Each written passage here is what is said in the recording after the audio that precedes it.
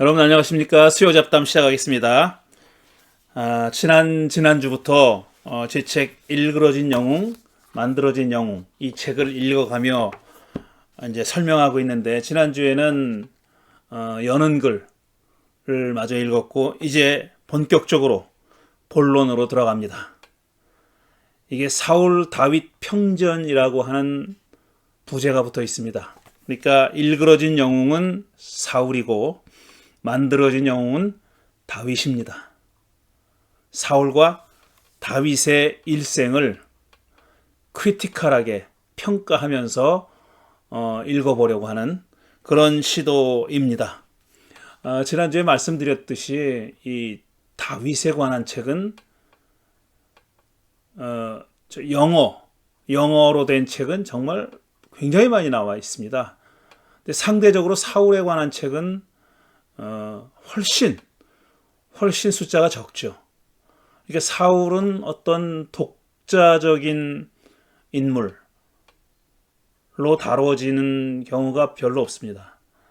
그러니까 사울이 다루어질 때는 다윗의 이야기를 하기 위한 전초전처럼 그렇게 다뤄지는 경우가 대부분이고, 독자적으로 사울에 대해서 심도 있게 연구한 책은 그렇게 많지 않습니다. 물론 몇 권 있습니다. 몇 권 있긴 하지만 다윗에 관한 책에 비하면 정말 초라하기 짝이 없습니다. 몇 권 되지 않습니다. 비교하면 그렇다는 거고요. 그래서 제가 이 사울과 다윗을 한꺼번에 다루는 그런 책을 쓸 결심을 했던 이유가 바로 거기에 있습니다.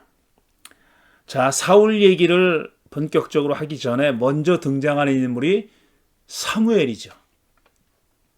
사무엘은 사울과 다윗을 왕으로 만든 사람입니다. 물론 궁극적으로는 야훼 하나님이 이 두 사람을 왕으로 세웠지만 그 야훼는 사무엘을 통해서 두 사람을 왕으로 세웠죠.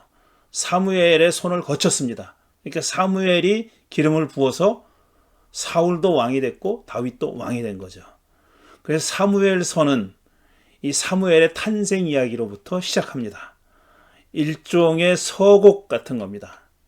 사울과 다윗의 이야기를 시작하기 전에 서곡 같은 그런 성격을 가지고 있는 인물이 바로 사무엘인데, 사무엘이 등장하는 이야기의 분량은 그렇게 많지 않지만, 사울이나 다윗에 비해서 많지 않지만 아주 결정적인 역할을 이 사람이 합니다. 그래서 이 책에 사무엘서라는 이름이 붙어 있는 거예요. 사울서도 아니고 다윗서도 아니고 사무엘서라는 이름이 붙어 있는 거죠. 그 다음에 나오는 책이 열왕기잖아요. 그러니까 모든 왕들에 관한 이야기인데, 물론 사울과 다윗도 왕에 속하는 인물이지만 왕이었지만 이 두 사람 이야기는 주로 사무엘서에 등장합니다. 그만큼 사무엘이 사실은 중요한 역할을 했다고 볼 수 있고, 중간에 사무엘이 죽어요. 당연히 죽는데 그 다음에는 이제 사울과 다윗의 이야기가 본격적으로 펼쳐지는데, 그래도 여전히 이 책의 제목은 사무엘서입니다. 사무엘이 그렇게 큰 역할을 했다는 거죠. 자, 그럼 첫 번째 장 1장 한나의 기도와 사무엘의 탄생이라는 제목이 붙어있는 제 1장에서부터 이야기를 시작해 보겠습니다. 사울 다윗 이야기는 사무엘에서 시작한다. 주인공은 사울과 다윗이고 사무엘은 초반에 잠시 등장할 따름인데 책에 사무엘의 이름이 붙어있는 이유가 여기에 있겠다. 사무엘상, 사무엘하 이렇게 붙어있죠. 왜냐하면 두 사람의 이야기가 사무엘로부터 시작하기 때문에 그렇습니다. 사무엘은 잠시 등장하지만 중요한 역할을 하고 강렬한 인상을 남기는 인물입니다. 그는 이스라엘의 사사시대가 끝나고 군주시대로 넘어가는 이행기에 중요한 역할을 했습니다. 그러니까 마지막 사사이자 두 사람을 왕위에 올려놓은 인물이죠. 두 사람에게 기름 부어서 두 사람을 왕으로 만든 인물입니다. 그러니까 하나의 제도가 바뀌는, 스트럭처가 바뀌는, 구조가 바뀌는 그 이행기에 중요한 역할을 한 인물이 바로 사무엘입니다. 엘가나는 에브라임 지파 수베 후손으로 에브라임 산간 지방의 한 곳에 살고 있었다. 설화자가 그의 조상을 4대까지 상세히 소개함으로써 그가 얼마나 중요한 인물인지를 간접적으로 표현한다. 이는 구약 성서에서 유래를 찾아볼 수 없다. 유래를 찾아볼 수 있죠. 사무엘의 조상은 그렇게 엘가나는, 사무엘의 아버지인 엘가나는 4대까지 거슬러 올라가면서 족보로 소개했어요. 그런데 이런 비슷한 인물이 한 사람 또 있습니다. 누구냐 하면은 바로 이 사무엘상 직전의 책인 사사기, 그 직전의 책인 여호수아서에 등장하는 아간이라는 인물이 그렇습니다. 아간은 여리고성을 점령할 때, 이스라엘이 여호수아의 인도로 여리고성을 점령할 때 모든 사람들을 다 죽이고 물건들도 다 불태우라고, 없애라 그랬어요. 그러니까 숨 쉬는 것 하나도 남기지 말고 다 죽여라 라는 명령이 떨어졌는데, 아간은 외투하고 몇 가지 물건을 챙겼습니다. 그래서 이스라엘이 아이성을 정복하려고 전투를 벌였을 때 실패합니다. 처음에 패해요. 알아보니까 이 아간이 바로 원인이 돼가지고 그렇게 된 거예요. 아간이, 그러니까 헤렘, 하나님께 바치기로 된, 야훼 하나님께 전적으로 바쳐야 될 물건을 빼돌린 겁니다. 그게 원인이 돼가지고 아이성에서 패배하거든요. 근데 아간을 소개할 때 이렇게 4대를 거슬러 올라가서 소개합니다. 나쁜 사람이죠. 이스라엘 입장에서 보면 나쁜 사람인데 악인이고 빌런이야, 빌런인데 이 빌런을 소개하는데 4대째까지 거슬러 올라가요. 이유가 있어요. 여기서 그 얘기를 다룰 건 아니니까. 근데 이 엘가나가 4대까지 거슬러 올라가면서 족보를 소개했다는 것은 이 사람이 중요한 인물이다, 이런 뜻입니다. 그에게는 한나와 브닌나라는 두 아내가 있었다. 엘가나가 중혼한 이유가 있었다. 그러니까 부인을 두 사람을 둔, 첫째 부인, 둘째 부인을 둔 이유가 있었다는 겁니다. 한나 이름이 늘 먼저 등장해요. 그러니까 한나가 첫째 부인인 겁니다. 그 다음에 둘째 부인으로 브닌나가 들어온 거죠. 한나에게는 자녀가 없었고 브닌나에게는 자녀들이 있었다니 후손을 얻으려고 브닌나를 둘째 부인으로 맞았을 터이다. 그런 설명은 없지만 충분히 추측할 수 있다는 얘기입니다. 첫째 부인에게서 자녀를 얻지 못했기 때문에 자녀를 얻고 대를 이어가기 위해서 브닌나, 둘째 부인을 얻은 겁니다. 동서고금을 막론하고 이런 경우 두 부인의 관계는 화기애애하지 않습니다. 이들이 제사를 드리러 실로의 하나님의 성소로 갔는데 거기에는 엘리와 두 아들 홈니와 비느하스가 제사장으로 있었다. 그러니까 실로에, 사실 이때까지만 해도 이스라엘이 12지파가 완전히 공동체를 이루고 있지는 않았어요. 12지파 공동체라고는 하지만 아주 느슨한 결속력만 가지고 있어서 지역에 따라서 몇 개의 부족들이 어떤 연합체를 이루고 있었습니다. 실로는 그 중에 중요한 성소 중에 하나입니다. 마치 지금 그 엘리 제사장, 사무엘 제사장 사사가 전 이스라엘을 통치한 것처럼 그렇게 얘기하고 있지만 실제로는 그렇지 않았어요. 몇몇 부족들의 느슨한 연합체를 이루고 있었던 그 지역을 다스리고 있었고, 그 지역의 가장 중요한 중앙 성소가 바로 실로에 있었습니다. 그 실로의 제사장 역할을 하고 있었던 사람이 바로 엘리라는 사람이었다, 이거죠. 그 아들이 홈니와 비느하스, 두 아들이 아버지를 도와서 제사장 노릇을 하고 있었다는 겁니다. 엘가나는 가족들과 함께 매년 실로 성소에 가서 야훼께 제사를 드렸다. 누구나 하는 일이었습니다. 야훼께 제물을 바친 후에는 바쳐진 제물을 처리해야 했다. 제물 일부는 제사장의 몫이고 나머지는 제물 바친 사람들이 차지했다. 그러니까 제물을 야훼께 바치지만 야훼가 실제로 그걸 먹거나 취하는 게 아니지 않습니까? 그래서 바쳐진 제물은, 어떤 제물은 제사장이 전적으로 갖게 돼 있고 어떤 제물은 태워서 야훼께 바치게 돼 있고 어떤 제물은 또 제사장과 제물을 바친 사람이 나누게 돼 있어요. 이렇게 제사의 종류에 따라서 이렇게 다릅니다. 분배하는 형식이 다른데, 제물 일부는 제사장의 몫이고 나머지는 제물 바친 사람들이 차지했습니다. 엘가나는 둘째 아내 브닌나와 그의 자녀에게는, 그러니까 브닌나는 자녀가 있었다는 거죠. 자녀에게는 각각 한 몫씩 나눠줬지만 한 포션을 줬다는 거예요. 한나에게는 두 몫을 줬답니다. 그러니까 인구로 보면은 사람 숫자로 보면은 분인나에게 많이 가야 하지만 반대로 했다는 거죠. 분인나에게는 한 몫을 줬고 한나에게는 두 몫을 줬다는 거예요. 그러니까 분인나가 마음이 편했을 리가 없는 거죠. 설화자는 이를 비록 야훼께서 한나의 태를 닫아 놓으셨지만 엘가나는 한나를 사랑했기 때문이라고 했다. 그러니까 편애입니다. 편애. 한나를 더 좋아했던 거예요. 첫째 부인이기도 했겠지만 어쨌든 한나가 안쓰러워서 그랬는지, 자녀가 없으니까 안쓰러워서 그랬는지 어쨌든 엘가나는 한나를 더 편애했습니다. 그래서 더 많은 재물을 줬다는 거죠. 둘 다 만족했을까? 아니면 둘 중 한 편만 만족했을까? 그랬다면 어느 편이 만족했을까? 둘 다 만족시키지 못하지는 않았을까? 편애라는 것은 편애를 받는 사람도 불편하게 하는 겁니다. 편애를 받지 못한 사람은 시기와 질투가 생기게 마련이고, 그런 편애를 받는 사람은 늘 편하냐? 그렇지는 않습니다. 편애를 받는 사람은 또 역시 그 사람에게 좋은 일은 아닙니다. 편애를 받는 사람에게도 자기가 편애를 받는다는 사실이 좋기만 한 일은 아니에요. 지금 두 몫이 왔다고는 하지만 그것 때문에 한나와 분인나 사이가 어땠겠느냐 하는 것은 우리가 충분히 짐작할 수가 있죠. 자, 불임이라고 하는 주제는 구약 성서에 꽤 자주 등장합니다. 아브라함의 아내 사라가 그랬고 이삭의 아내 리브가가 그랬고, 너무나 마치 어떤 스테레오타입 같아요. 아주 루틴하게 등장합니다. 불임이라는 주제가. 야곱의 아내가 여러 명 있었죠. 4명이나 있었는데 그 중에 가장 야곱이 좋아했던, 그래서 결혼하려고 했던 라헬이 불임이었어요. 그러니까 중요한 인물들이 불임이었다라는 얘기가 많이 나와요. 구약 성서에는.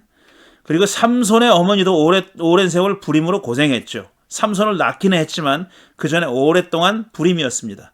그래서 불임 여성이 등장하면, 이거 구약 성서를 좀 아는 사람은 불임 여성이 등장하면 머지않아 중요한 인물이 태어나겠네라고 추측할 수 있을 정도입니다. 이 불임 여성이 낳은 자식들이 다 한 역할을 해요. 한 몫을 하는 사람들입니다. 그러니까 중요한 역할을 하는 사람은 불임 여성이었던 어머니의 자녀인 경우가 왕왕 있다는 겁니다. 설화자에 따르면 한나의 불임은 야훼가 한 일이었다. 야훼가 태를 막았다 그랬으니까요. 그것을 간파한 이는 설화자가 유일하지만 말이다. 설화자는 대놓고 얘기를 하지만 한나나 엘가나나 분인나나 이 한나가 자녀를 못 낳는 것이, 물론 그들도 야훼가 태를 막았다는 생각은 했겠지만 낳으려고 애를 썼던 거죠. 그래서 한나의 적수였던 분인나는 이로 인해 한나를 업신여겼다는 겁니다.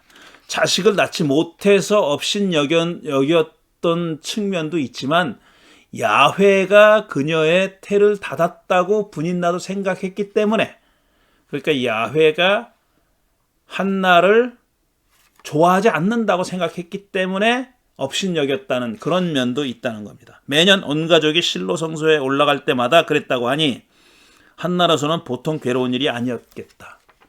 분인나로부터 멸시당한 겁니다. 둘째 부인으로부터 멸시당한 첫째 부인이 되는 거죠. 자, 그 다음에 이제 파란색 글자로 인쇄된 부분은 이제 참고 설명입니다.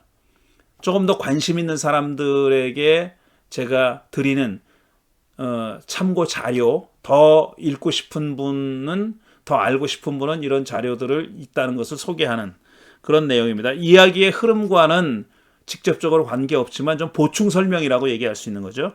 불임은 구약 성서에서 여인에게 매우 심한 수치로 여겨졌습니다. 그렇습니다. 불임이 어떤 생물학적 원인이 있는 거잖아요. 그렇지만 그것을 알 수 없는 때니까, 그게 왜 불임인지 모를 때니까, 그야말로 야훼가 아끼지 않아서, 야훼가 태를 닫아서 이렇게 생각했으니까요. 오죽하면 라헬이 요셉을 낳고서 하느님이 나의 부끄러움을 벗겨주셨구나라고 생각했겠습니까? 그러니까 불임은 수치였어요. 수치. 라헬이 요셉을 낳은 다음에 드디어 내가 이제 창피를 벗어났다. 부끄러움을 벗겨주셨다. 라고 얘기한 겁니다. 구약 성서에서 중혼한 경우는 대부분 불임이 원인이었습니다. 무슨 어떤 성적인 능력이 탁월해서라기보다는 자녀를 얻기 위해서였다는 겁니다. 구약 성서에서 널리 알려진 중혼은 아브라함과 야곱의 경우입니다. 아브라함의 아내 사라는 자기가 아기를 갖지 못하자 자기 여종 하갈을 남편과 동침하게 하여 이스마엘을 낳았습니다. 그러니까 우리식으로 말하면 정실 부인이 시바지를 들여보내준 겁니다. 자기가 자녀를 낳지 못하니까, 그러니까 아브라함이 주도적으로 당신이 아이를 못 낳으니까 내가 둘째 부인을 아니면 시바지를 갖겠소라고 한 게 아니라 부인이 그렇게 했다는 겁니다.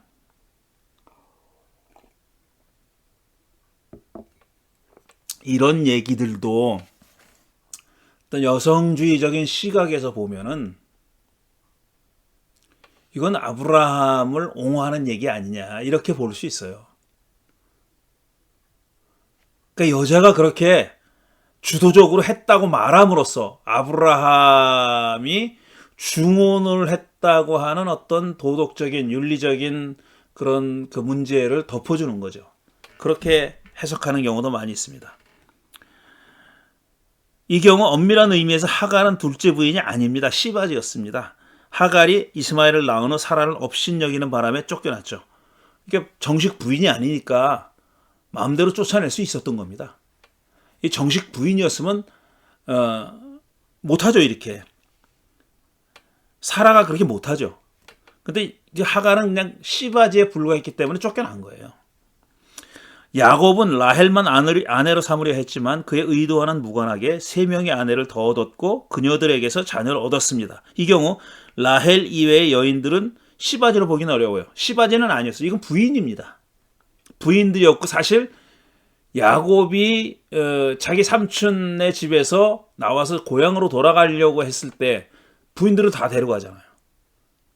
부인들 물론 거기도 서열이 있었을 겁니다. 아마 그렇지만 4명이 다 부인이었죠.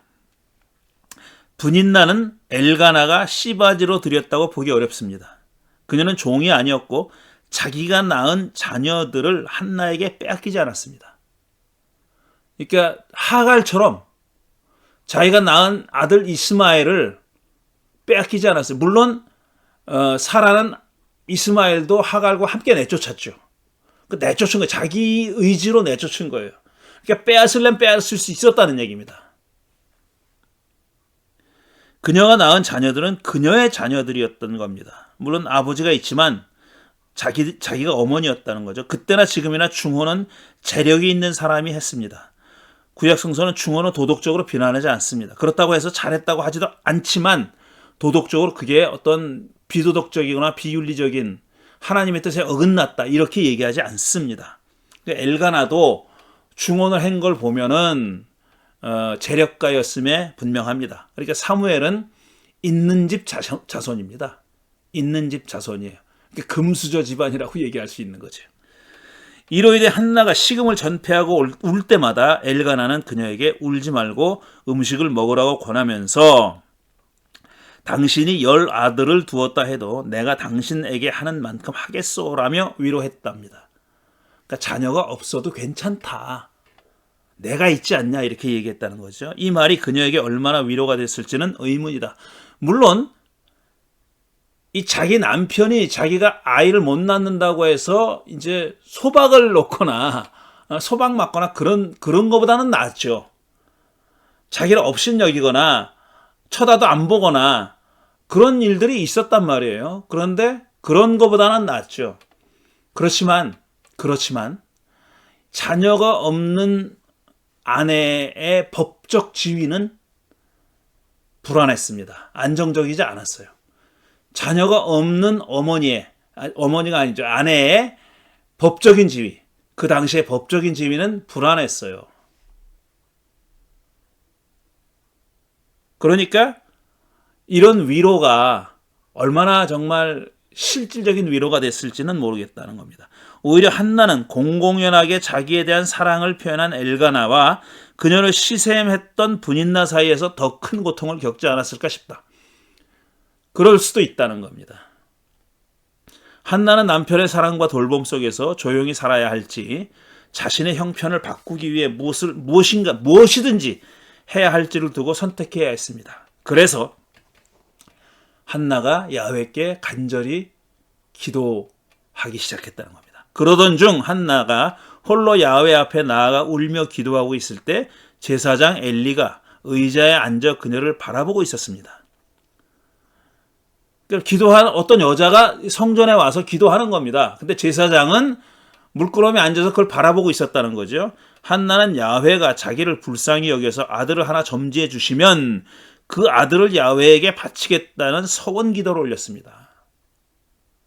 저희 세대 때는 이런 일이 많았습니다. 자녀가 아들이 생기지 않아서 이제 기독교인들 중에서 그렇게 아들을 주시면 하나님께 바치겠습니다. 목사 만들겠습니다. 이런 기도를 많이 했죠. 그런 것처럼 한나도 그렇게 했다는 겁니다. 서원 기도를 올렸습니다. 이때 한나를 눈여겨보던 엘리는 그녀가 술에 취한 줄 알고 점잖게 꾸짖었다는 겁니다. 술 먹고 성전에 왔는 줄 알고 술 취해서 왔는 줄 알고 꾸짖었다는 거예요. 불임이기에 야훼에게 버림받았다고 생각했던 한나가 엘리에게는 술 주정꾼 취급을 받았으니 얼마나 억울했겠습니까? 한나가 자기는 술 취한 게 아니고 슬픈 마음을 야훼께 쏟아놓았을 뿐이라고 말하자 엘리는 곧 잘못을 인정하고 평안한 마음으로 돌아가라면서 하나님이 그녀의 기도를 이루어 주실 것이라는 덕담까지 건넸습니다. 이게 얼마나 진지한 말이었는지는 모르겠지만 어쨌든 이 엘리는 한나에게 덕담을 건네줬습니다. 당신의 기도가 이루어질 것이요 하고 말았습니다. 한나는 엘리의 말에 기운을 얻어 음식을 먹기 시작했고 다시는 슬픈 기색을 띠지 않았다고 했습니다. 그러니까 한나는 적어도 엘리의 말이, 엘리의 그 축복이, 엘리의 덕담이 어떤 효력을 발휘할 것을 기대했다는 거죠. 그렇게 믿었던지 기대했다는 얘기죠. 그 후 엘가나와 한나가 동침하니 그렇게 생기지 않던 아이가 생겼고 달이 차서 아들을 낳았습니다. 설하자는 한나의 불임이 야훼의 의도 때문이듯이 그녀의 임신 출산 역시 야훼께서 한나를 기억하여 주셨기 때문이라고 전합니다. 이 야훼가 기억했다, remember 했다, 자카르라는 동사인데 히브리 말로 이 기억했다라는 말이 아주 중요한 신학적인 의미를 담고 있습니다. 이 말은 그러니까 야훼가 새까맣게 잊어버리고 있다가 맞아, 내가 까맣게 잊어버리고 있었네 하고 기억했다는 뜻이 아니에요. 그런 뜻이 아닙니다. 기억했다라는 말에 담겨져 있는 뜻은 그것을 넘어섭니다. 그래서 이 어떤 사정을 기억해낸 대상이 가지고 있던 사정에 대해서 응답했다, 이런 뜻이에요.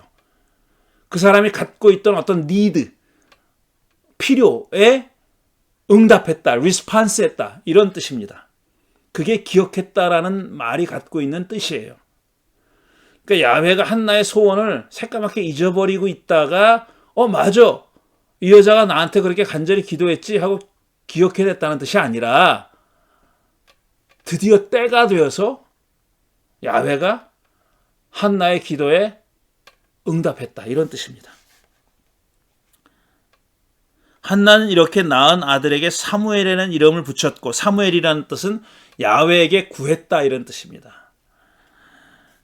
이 아들이 젖을 뗄 때까지는 자기가 키우다가 젖을 떼자 엘가나의 동의하에, 남편이 동의했어요. 이 주도권은 지금 한나가 주고 있습니다. 사무엘을 낳고 지금 바치겠다고 서원해서 낳고 그 다음에 실제로 서원을 실행하는 모든 과정에 이름 붙이는 일까지도 한나가 한 걸로 되어 있어요. 엘가나는 조연입니다. 주연은 한나입니다. 엘가나의 동의하에 그를 실로 성소로 데려가서 하나님께 바침으로써 하나님과의 약속을 지켰습니다. 이제부터 사무엘은 실로 성소에서 엘리 제사장과 함께 생활하게 되는 겁니다. 이 설화의 주인공은 불임 여성 한나입니다. 많은 학자들이 한나의 역할을 평가자로 하는 것은 매우 부당합니다. 한나가 부속 인물이 아닙니다. 중요한 주인공이에요. 주역이에요. 그녀는 결코 그저 그런 인물이 아니었다. 첫째로, 그녀는 구약 성서의 불임 여성들 중에서 아들을 달라고 야훼에게 호소한 유일한 여인입니다. 사라, 리브가, 라헬, 그리고 이름이 남아있지 않은 마노아의 아내 삼손의 어머니, 이 누구도 한나처럼 자식이 없었어요.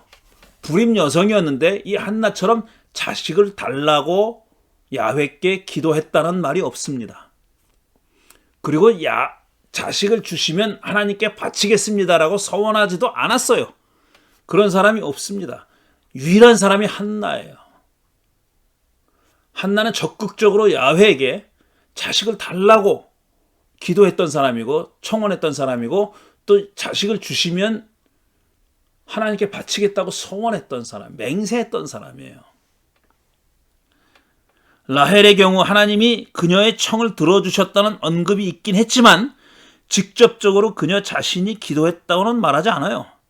그리고 아들을 준다면 그를 바치겠다고 서약하지도 않았습니다. 그런 일은 이전엔 없었어요. 한나가 유일합니다. 한나처럼 적극적인 여성은 없었다는 얘기입니다. 이는 그녀가 적수, 라이벌이죠. 히브리 말로는 자라타, 이 적수 분인나에게 모진 대우를 받았기 때문이기도 하겠지만 사실 그런 대우를 받은 사람이 그녀만은 아니었죠. 사라의 몸종이었던 하갈도 사라를 그녀가 이삭을 낳기 전까지는 깔봤습니다. 자기는 이스마엘을 낳고 사라가 자식을 낳지 못하자 이 몸종이었던 주제에 자기 주인이었던 사라를 깔봤다 그랬어요. 그만큼 자식이 있고 없고는 중요한 변수였던 겁니다. 중요한 변수였던 거죠. 둘째, 한나는 아들을 낳으면 그를 하나님께 바치겠다고 서약했고 그 서약을 지킨 사람입니다. 서약을 한 사람은 엘가나가 아니라 한나였습니다. 이게 가부장제 사회에서는 참 특이한 일입니다. 특이한 일이에요. 즉 엘가나는 처음부터 끝까지 주인공이 아니에요. 이 사무엘 이야기에서 주인공은 한나입니다. 엘리도 아니고 엘가나도 아니고 한나예요. 한나가 주인공이에요. 아기 이름을 사무엘로 지은 사람도 한나였다. 이런 점들을 보면 아들 문제에 있어서 주도권을 쥔 사람은 한나였다고 추측할 수 있다. 이는 철저한 가부장 사회에서 결코 흔치 않은 일이었습니다. 하지만 중혼에 따르는 문제는 그녀도 피할 수가 없었습니다. 사무엘을 낳기 전에 한나는 마땅히 누렸어야 할 권리와 혜택을 불임이기 때문에 누리지 못했고, 물론 두 몫을 남편에게서 받았지만 그는 남편의 편애의 결과였지 법적으로 한나가 이 가부장제 사회에서는 불임 여성이 누릴 수 없었던, 불임이 아니었더라면 마땅히 누렸어야 했던 그런 권리와 혜택을 누리지 못했다는 겁니다. 불임이었기 때문에. 분인나는 자식들을 낳았다는 이유로 높은 지위를 누렸던 겁니다. 한나는 분인나로부터 괴롭힘을 감수해야 했다. 자식을 낳겠다는 한나의 의지와 노력은 분인나의 질시와 괴롭힘 및 엘가나의 소극적 태도와 엘리의 무감각을 극복한 인간 승리였다고 저는 생각하는 겁니다. 이런 여러 가지 열악한 조건 속에서 한나는 야훼에게 집중해서 야훼에게 청원했고 간청했고 그 다음에 서원까지 함으로써 자식을 얻었던 거죠. 인간 승리죠. 인간 승리. 한나와 분인, 또 참고 자료입니다. 한나와 분인나의 관계는 명예와 신리가 동시에 걸린 갈등 관계였습니다. 이걸 좀 설명을 하는 겁니다. 제가 한나와 분인나의 관계가 어땠을까? 당시 사회상에 비추어서 이 두 사람의 관계를 설명하는 그런 이야기입니다. 분인나를 지칭한 적수, 짜라타라는 말, 라이벌이라고 했죠. 말의 어원은 적대감을 보이다, 학대하다라는 의미를 가진 동사입니다. 이 말은 분인나가 한나를 어떻게 대했는지를 보여줍니다.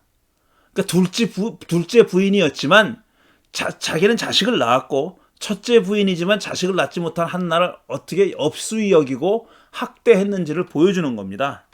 이 짜라타라는 말이 적수였다는 말이 그런 뜻이에요.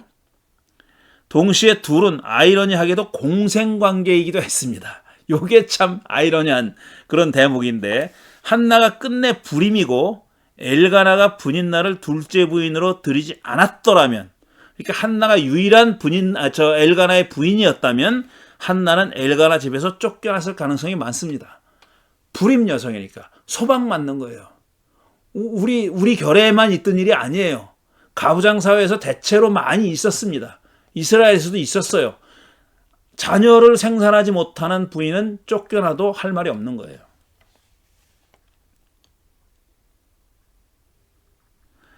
가문의 대를 끊은 죄인이니 말입니다.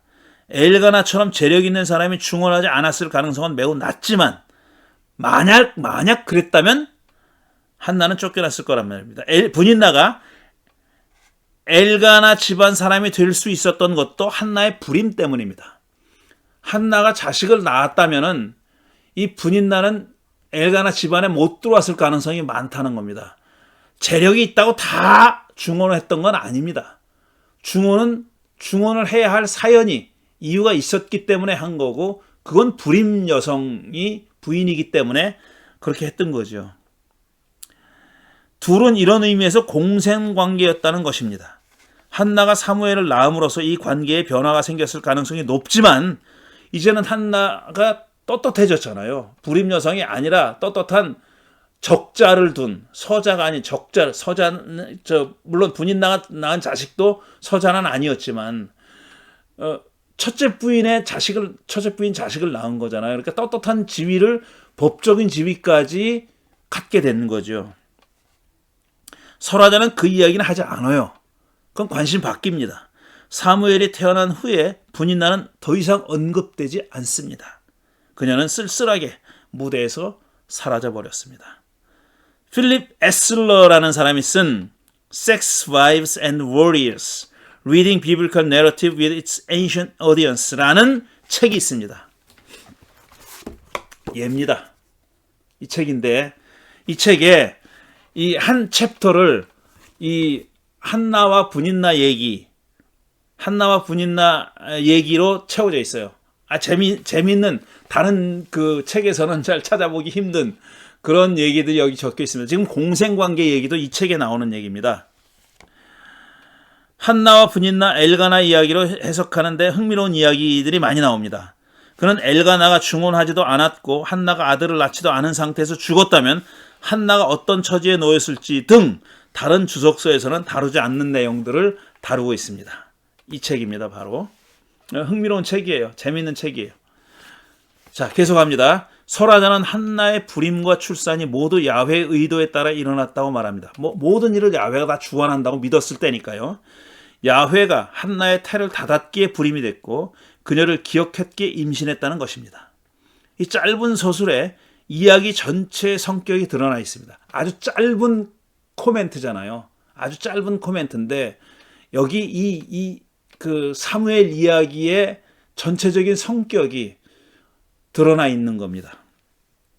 사무엘 이야기를 포함해서 사울 다윗 이야기 전체는 특정한 역사적 배경하에서 만들어졌고 특정한 지역의 특정한 역사적 시대를 서술한다는 점에서는 역사적 문서임에는 분명하지만 벌어졌던 일들을 있는 그대로 서술하지는 않습니다. 그런 역사는 없어요. 그거는 일람표죠. 그 연대기죠. 연대표. 연대표는 객관적으로 몇 년에는 무슨 일이 일어났고 이게 연대표잖아요. 누가 왕으로 즉위했고 언제 죽었고 뭐 이런 얘기. 이건 연대표잖아요. 근데 역사는 연대표가 아닙니다. 연대표가 아니라는 얘기는 어떤 특정한 그 관점을 가지고 벌어졌던 일을 해석한 이야기입니다. 근데 이 지금 태를 여들고 닫았다라는 이 짧은 서술에서 사무엘 이야기뿐 아니라 사울 다윗 이야기가 어떤 관점에서 쓰여졌는지 하는 것을 분명하게 보여준다라는 얘기입니다.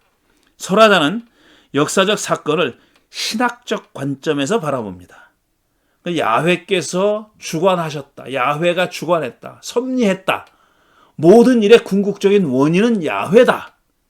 야훼가 뜻과 계획이 있어서 이런저런 사건을 개입하거나 주관해서 이끌어 나간다. 이게 사관입니다. 이게 역사관이에요. 이들의 역사관입니다. 이런 역사관에 입각해서 쓰여진 역사적 문서가 바로 사무엘서다. 이런 얘기입니다. 설화자는 역사적 사건 배후에 하나님의 의도와 계획이 작용한다는 전제하에서 이야기를 풀어갑니다. 사울 다윗 이야기는 구약 성서의 다른 책들에 비하면 하나님의 직접적인 개입에 관한 서술이 적은 편입니다. 기적이 일어났다는 얘기가 별로 없어요. 별로 없습니다. 전혀 없진 않지만 다른 책들에 비하면, 예를 들어 모세오경 같은 데 비하면, 출애굽 이야기 같은 데 비하면 훨씬 적은 게 사실이에요. 적은 편이지만 그렇다고 해서 사건들이 하나님과 무관하게 사람들 간의 상호작용으로만 벌어진다고 보지는 않습니다.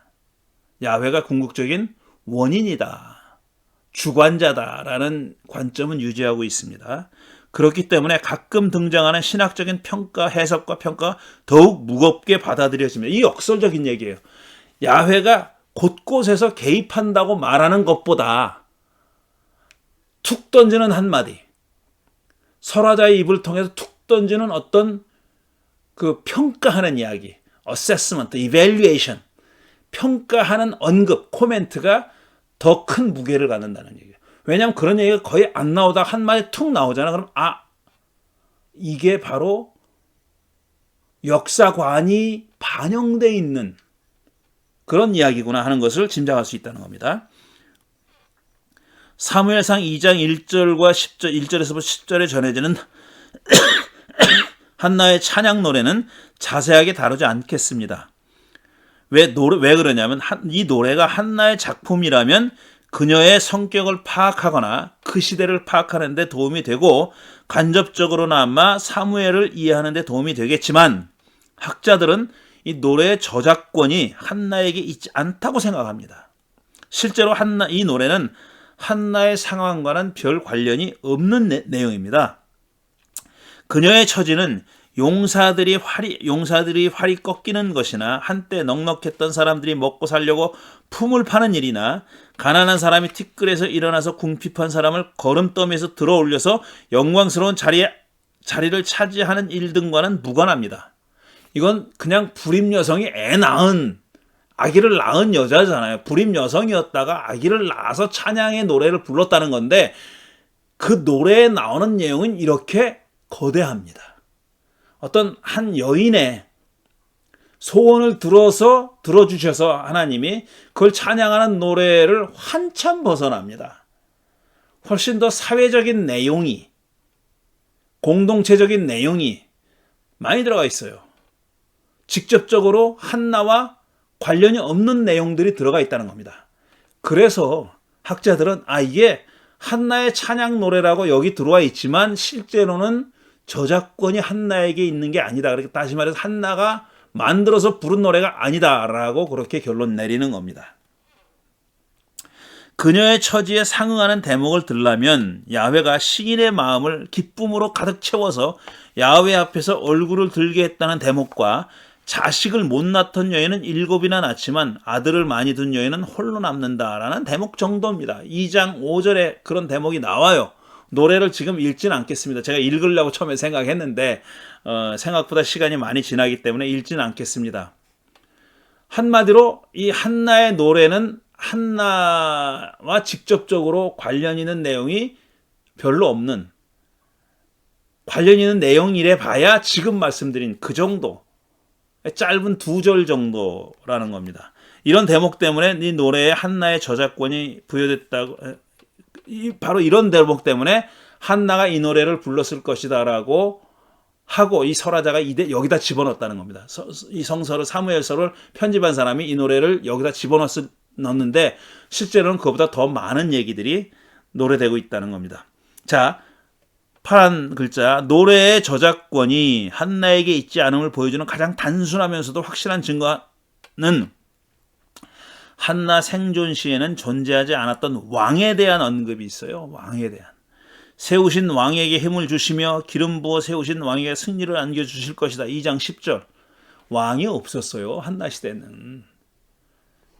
첫 왕이 사울이잖아요. 근데 사울이 아직 오기 전입니다.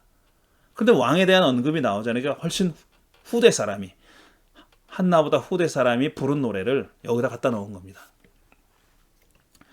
불임 여인이 자녀를 낳는 일은 대단한 사건입니다. 이로 인해 한나는 자신의 가치와 존엄성 그리고 엘가나 및 분인나와의 관계에 있어서 정당한 위치를 회복했습니다. 노래를 부를 만한 일임에 분명하죠. 하지만 그 일이 노래 내용처럼 사회관계에서의 전복으로까지 의미가 확장될지는 의문입니다. 이거 너무 확대 해석한 거다 이거죠. 노래가 한나의 저작이라고 믿는 학자들은 한나가 분인나와의 갈등이라는 개인사를 부와 지위의 차이에서 오는 갈등이라는 사회적 차원으로 확대시켰다고 해석하기도 합니다. 물론 이렇게 해석할 수도 있죠.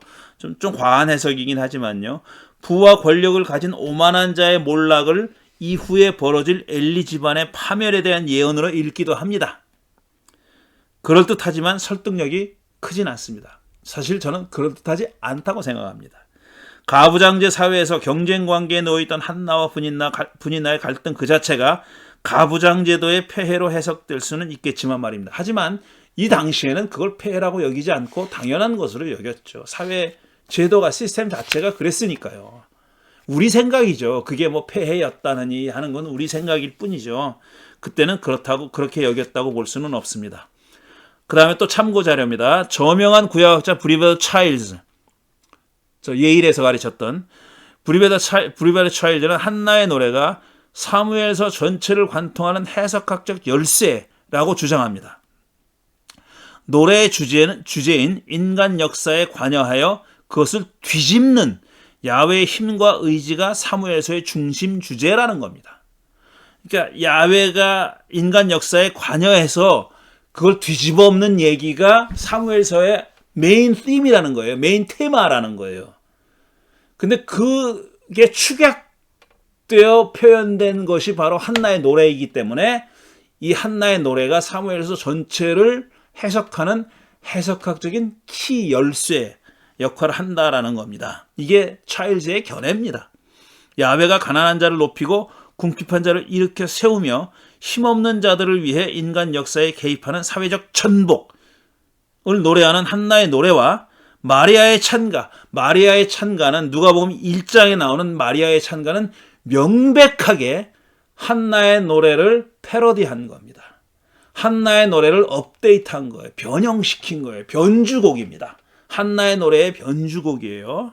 그런데 이 두 개의 이 사회관계의 전복을 노래하는 겁니다. 그러니까 마리아의 노래에서도 부자들을 빈손으로 돌려보내고 가난한 사람들을 배불리 먹였다 그러잖아요. 누가? 하나님이 그렇게 했다는 거예요. 그건 사회관계의 전복을 뒤집히는 거예요. 혁명을 얘기하는 거예요. 혁명. 한나의 노래도 마찬가지입니다. 근데 이 노래가, 두 개의 노래가 교회에서는 거의 읽히지 않고 그나마 마리아의 찬가는 대림절 절기 동안에 우리 공동 정과표 커먼 렉셔너리에 따르면 읽게 돼 있습니다. 그런데 이 전복적인 성격을 있는 그대로 그렇게 설교하는 그런 설교자는 그렇게 많지 않습니다. 그게 지금 기독교가, 교회가 얼마나 기득권자 쪽으로 경도되어 있는지 아니면 기득권층의 일부가 되어 있는지를 보여주는 그런 증거라고 말할 수가 있겠습니다. 바바라 그린이 쓴 King Saul's Asking 이라는 책이 있어요. 이 책입니다. 이거 두껍지 않은 책인데 굉장히 흥미로운 책이에요. 125쪽밖에 안 되는 아주 작은 책인데 이게 사울에 관한 책입니다. 사울에 관한 드문, 사울에 관해서 쓴 드문책입니다. 자, King Saul's Asking이라는 책의 다음 문장으로 시작합니다. 이 책의 첫 문장이 이겁니다. 당신은 뭔가를 간절히 원해서 그걸 얻을 때까지 지속적으로 요청했지만 청원했지만 정작 그걸 얻었을 때 그걸 원했던 당신의 욕망을 재평가해 본 적이 있는가? 문장이 좀 어렵지만 내가 뭘 달라고 막 하나님께 간청을 해요. 기도를 해요. 뭐 아들을 주십시오라든지 돈을 주십시오라든지 아니면 명예를 주십시오라든지 뭐 어떤 인간이 되게 해 주십시오라든지 이렇게 그런 어떤 구체적인 내용을 가지고 간청을 했어요. 얻었어. 그래서 그걸 얻었어요. 마치 한나가 사무엘을 낳은 것처럼 그걸 얻었어요. 근데 그걸 얻은 다음에 내가 하나님께 그렇게 욕망을 가지고 간청했던 그 간절한 소원을 평가해 본 적이 있냐 이거야. 그 소원이 정말 어떤 정당한 것이었는지 아니면 그 소원은 어디서부터 비롯된 거였는지를 평가해 본 적이 있는지 질문해 본 적이 있느냐 하는 거예요. 나의 소원의 성격을 그걸 얻은 다음에 그 이루어진 다음에 그 소원의 성격을 평가해 본 적이 있느냐라는 겁니다. 그런 질문을 바바라 그린이 하고 있어요. 또는 다른 사람은 당신이 마땅히 그걸 원해야 한다고 말하지만 당신은 그게 필요해. 당신한테 그게 필요해. 당신 그걸 바라야지. 당연히 원해야지. 그걸 가져야지 라고 말하지만 당신은 그것을 원치 않았다고 생각해봐라. 다른 사람들 다 그렇게 얘기하는데 나는 그걸 원치 않아요. 그럴 수 있잖아요. 그것이 당신 손에 잡히지 않게 됐을 때 그걸 비로소 얻으려고 애써본 적이 있는가? 나는 그걸 원하지 않았어요. 근데 결론은 어떻게 났냐면은 내가 그걸 다른 사람들은 그걸 당신 가져야 돼라고 얘기하는데 나는 그걸 원하지 않았어요. 결론은 어떻게 됐느냐면은 내가 그 원하지 않았지만 그걸 가지게 된 게 아니라 가지지 않게 됐을 때 그게 결론이 났을 때 결말이 지어졌을 때 그때서 내가 그걸 원했었구나 라고 깨달은 적이 없냐 이거죠. 그게 얻어지기 전에는 내가 그걸 원치 않았다고 생각했는데 막상 그걸 종국적으로 얻지 못한다는 결론이 났을 때 그때 비로소 내가 그걸 원했구나 라고 깨달은 적이 없냐 하는 거죠. 이 사울의 얘기가 그런 미묘한 것이 있다는 겁니다. 바바라 그리는 그거를 파악했던 거예요. 미리 얘기하지만 사울은 자기가 왕이 되고 싶지 않았어요. 한 번도 자기가 왕이 되고 싶다고 한 적도 없고 어떤 경우는 짐짝 뒤에 숨었잖아요. 자기를 왕으로 세우려고 하니까 짐짝 뒤에 숨었어요. 사울은 그런 사람이었어요. 그런데 왕이 됐잖아요. 근데 왕이 된 다음에 사울이 한 행동은 그 전에 짐짝 뒤에 숨었던 사람과는 전혀 다른 인물입니다. 물론 권력이라는 것이 그렇게 달콤한 거였을 수도 있어요. 그런 얘기였을 수도 있습니다. 하지만 그것보다 더 깊은 그런 얘기일 수도 있습니다. 인간의 심리 안에 사람 마음 속에 있는 어떤 더 아주 미묘한 욕망과 관련된 어떤 미묘한 그런 점을 표현하는 것일 수도 있다라는 겁니다. 바바라 그리는 그런 얘기를 했어요. 물론 아직까지 사울에게 넘어가진 않았지만요. 한나는 그녀가 그토록 간절히 원했던 아들을 얻자 그를 하나님께 바쳤습니다. 이거 마음 바뀔 수도 있잖아요. 얻기 전에는 하나님께 바치겠습니다. 제가 뭐 그런 얘기 많이 하잖아요. 하나님 뭘 이걸 이루어 주시면 이것저것 하겠습니다. 뭐 이런 사람 많잖아요. 근데 막상 그게 주어졌을 때 약속했던 걸 이행하지 않는 사람도 많죠. 많아요. 그런 사람 많습니다. 그런데 한나는 그러지 않았다라는 거예요. 사울은 왕이 되기 원치 않았지만 결국 왕이 됐다. 그런데 하나님이 그를 왕좌에서 내치려 하자 그걸 고집스럽게 지키려고 했습니다. 생각해보세요. 내가 왕이 되려고 하지 않았어요. 근데 왕이 됐어. 근데 왕이 되니까 어려움이 많어. 근데 하나님이 저러면 안 되겠네 하고 그를 내치려고 했어요. 그럼 땡큐 갓 해야 되는 거 아니에요? 내가 하기 싫었는데 자기가 주체적으로 그 자리에서 내려오지 않아도 되잖아요. 하나님이 그 내치겠다면 하나님 감사합니다 했어야 되잖아요. 근데 그때부터 집착합니다. 사울이. 그걸 놓지 않으려고 해요. 그래서 그 다음 후계자로 점지되었다는 다윗을 죽이려고 하잖아요. 마치 그를 죽이면 자기의 왕권이 안정된다는 듯이 그렇게 행동했어요. 근데 이 사울은 왕이 되기 전에는 절대로 왕이 되고 싶지 않았던 사람이에요. 피하려고 했던 사람이에요. 굉장한 아이러니 아닙니까? 한나는 서원한 대로 젖을 뗀 후 사무엘을 실로 성소로 데려가서 하나님께 바쳤습니다.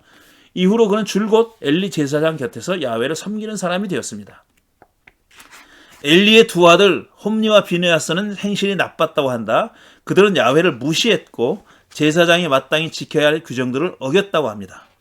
설화자는 그들의 나쁜 행실을 상세히 서술합니다. 굳이 그 세세한 내용까지 알 필요가 있을까 싶을 정도로 상세하게 서술해요. 이유가 있겠죠. 제물로 바쳐진 고기, 짐승의 고기를 누가 어떤 절차로 먹느냐 하는 게 주제인데 독자가 그때 사용된 도구가 살이 3개 달린 갈고리였는지, 그들이 먹은 고기가 삶은 고기인지 날고기인지, 기름을 먼저 태운 다음에 고기를 먹어야 하는지 등등 자세히 알 필요가 없잖아요. 근데 굳이 이 얘기를 이 사무엘서를 쓴 사람은 자세하게 서술합니다. 좌우간 설화자는 이 모든 내용을 상세히 설명한 다음에 엘리의 아들들이 제물을 함부로 대함으로써 야훼께서 보시는 앞에서 이렇듯 심하게 큰 죄를 저질렀다라고 결론졌습니다. 얘는 아웃. 그러니까 야훼가 얘네들은 아웃이라고 판단했다는 것을 설명하기 위해서 이렇게 구구절절 드러났다는 얘기입니다. 엘리는 이런 아들들의 악행에 제대로 대처하지 못했습니다.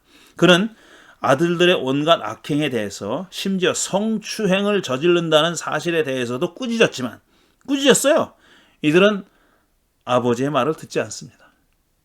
그러니까 아버지의 권위가 떨어져서 그랬는지 아니면 형식적으로만 꾸짖었는지 모르겠지만 어쨌든 꾸짖었지만 아들들은 아버지의 말을 듣지 않았다는 겁니다. 심지어 엘리가 사람끼리 죄를 지으면 하나님이 중재하여 주시겠지만 사람이 야훼께 죄를 지으면 누가 변호해 주겠느냐라고 호소하다시피 사정하다시피 했지만 끄떡도 하지 않았습니다. 아들들은. 정말 몹쓸 자식들이죠. 급기야 이름이 밝혀지지 않은 하나님의 사람이 엘리를 찾아와서 야훼의 심판을 이렇게 선언합니다. 길게 얘기합니다. 이것도 또 심판의 내용이 굉장히 구구절절이에요. 한번 읽어드릴게요. 오늘은 아이고 이게 끝이 없네. 여기까지만 하겠습니다. 다 못하겠어요. 너무 길어서. 이 하나님의 사람이 엘리에게 나타나가지고 어떻게 하나님이 심판하실지를 선언한 내용까지만 읽고 오늘은 여기서 마무리하도록 하겠습니다. 다음 주에 계속 이어가고요. 앞으로는 이 장이 끝나든지 그 상관없이 적절한 시간까지 이렇게 진행하도록 하겠습니다. 아마 다음 주에도 아마 1장을 마무리해야 될 것 같아요. 1장 마무리하는 데까지만 해야 될 것 같습니다. 요거까지만 읽고 마치겠습니다. 2장 30절부터 36절인데 말씀드린 대로 굉장히 구구절절입니다. 나 야훼 이스라엘의 하느님이 말한다. 지난날 나는 너의 집과 너의 조상의 집이 제사장 가문을 이루어 언제까지나 나를 섬길 것이라고 분명하게 약속하였지만 이제는 더 이상 그렇게 하지 않겠다. 자, 야훼가 엘리의 집안에 약속을 했어요. 대대손손 니네가 제사장이 될 거야 라고 약속을 했는데 그 약속을 야훼가 깨는 겁니다. 그러니까 야훼는 약속을 깨기도 하는 인물이에요. 약속을 깨기도 하는 신입니다. 이걸 우리가 오해하지 말아야 됩니다. 하나님이 약속했고 하시겠다고 했다고 해서 사람이 어떻게 대응하든지에 상관없이 무조건 약속을 지키는 분이다. 이거 아닙니다. 그리고 또 하나님이 약속을 했는데 사람이 그런 그릇이 못 돼요. 약속을 지킬 만한 그릇이 못 되면 하나님이 그를 변화시켜서 어떻게든지 변화시켜서 약속을 받을 만한 그릇으로 만들겠다라는 말도 틀렸어요. 그런 경우도 있지만 하나님이 늘 그런 건 아닙니다. 이게 엘리의 자식들, 엘리 집안에 대해서 하신 것을 보면은 그것이 유일한 옵션도 아니에요. 하나님은 당신이 한 약속을 어기기도 하는 분이에요. 왜 약속을 받을 대상이 그릇이 그만큼 안 되면은 어기기도 하는 겁니다. 이건 도저히 그 구제불능이다 할 때는 어기기도 한다는 겁니다. 새로운 약속을 주기도 한다는 겁니다. 이제는 내가 나를 존중하는 사람들과 들만 존중하고 나를 경멸하는 자들은 수치를 당하게 할 것이다. 이게 우리가 보기에도 상식에 맞잖아요. 안 그렇습니까? 내가 나를 존중하는 사람만 존중하고, 그러니까 나와 언약의 파트너로서 약속을 지킬 만한 사람, 약속을 지키는 사람만 존중하겠다는 거예요. 나를 경멸하는 자는 수치를 당하게 할 거다. 내 약속을 깨겠다. 내가 그와 언약을 맺었다 하더라도, 그에게 맹세를 했다 하더라도 깨겠다는 얘기입니다. 이거는 굉장히 우리 사람들이 오해하고 있는, 매우 상식적이지만 하나님은 뭔가 다를 거야. 달라야 돼. 왜냐? 하나님은 나를 도와주는 분이어야 하니까. 내가 좀 부족하고 못나도 나를 도와주셔야 하는 분이니까라는 근거 없는 어떤 믿음, 맹목적인 믿음을 갖고 싶어 하는 겁니다, 사람들은. 그래서 거기에 집착하는 거예요. 근데 성서는 분명히 그렇지 않다고 얘기합니다. 그렇지 않다고 얘기해요. 나 야훼의 말이다. 내가 네 자손과 네 족속의 자손의 대를 끊어서 너의 집안이 오래 살아 나이가 많이 먹은 노인이 없게 할 날이 올 것이다. 대를 끊어버리겠다는 겁니다. 네 가문에서는 어느 누구도 오래 살지 못할 것이다. 그러나 나는 네 자손 가운데서 하나만은 끊어버리지 않고 살려둘 터인데 그가 제사장이 되어 나를 섬길 것이다. 살아남습니다. 엘리 집안의 제사장이 살아남아서 사울 때에도, 그 다음에 다윗 때에도 계속 제사장 노릇을 해요. 그런 사람이 살아남아요. 제사장 가면 살아남아요. 그건 나중에 얘기할 거고요. 그러나 그런 맹인이 되고 희망을 다 잃어 그의 자손들은 모두 젊은 나이에 변사를 당할 것이다. 네 두 아들 홈리와 비느하스도 한날에 죽을 것이며 이것은 내가 말한 모든 것이 반드시 이루어진다는 표징이 될 것이다. 걔네들이 한날에 죽는 걸 보면은 내가 지금 하고 있는 말이 그대로 이루어질 것이라는 것을 보증하는 그런 사건이 될 것이다 이겁니다. 한날에 죽습니다. 야훼의 계를 가지고 블레셋과 싸우러 나가서 죽어요. 다음 주에 우리가 읽을 부분인데, 다음번에 읽을 부분 2장에 나오는 얘기인데요. 죽어요, 이들이. 그리고 죽었다는 얘기를 듣고 엘리도 죽습니다. 그리고 아이를 낳다가, 이 엘리의 며느리가 아이를 낳다가 또 죽어요. 아들은 태어나지만 산모가 죽어요. 그런 이 죽음의 체인, 연쇄 반응이 계속 일어납니다. 네 두 아들 홈리와 비느하스도 한날에 죽을 것이며 이것은 내가 말한 모든 것이 반드시 이루어진다는 표징이 될 것이다. 나는 나의 마음과 나의 생각을 따라서 행동하는 충실한 제사장을 세우겠다. 이게 누굽니까? 사무엘입니다. 이게 사무엘이 바로 그 사람이라는 겁니다. 내가 그에게 자손을 주고 그들이 언제나 내가 기름 부어 세운 왕 앞에서 제사장 일을 보게 하겠다. 자, 이 얘기도, 이 엘리 집안에 대한 저주의 얘기도 나중 후대를 내다보고 얘기하잖아요. 왕 얘기가 나와요. 내가 기름 부어 세운 왕 앞에서 제사장 일을 보게 하겠다. 물론 왕이 아직 쓰지 않았는데 미리 미래를 내다보고 예언했다고 볼 수 있어요. 그렇게 봐왔습니다. 그런데 뒤집어서 이 예언 자체가 왕제도가 세워진 다음에 과거로 프로젝션했다고, 투사했다고도 볼 수 있는 겁니다. 요즘 다 대부분의 학자들이 그렇게 보는 거죠. 이렇게 야훼는 엘리 집안이 파멸될 것을 예언했습니다.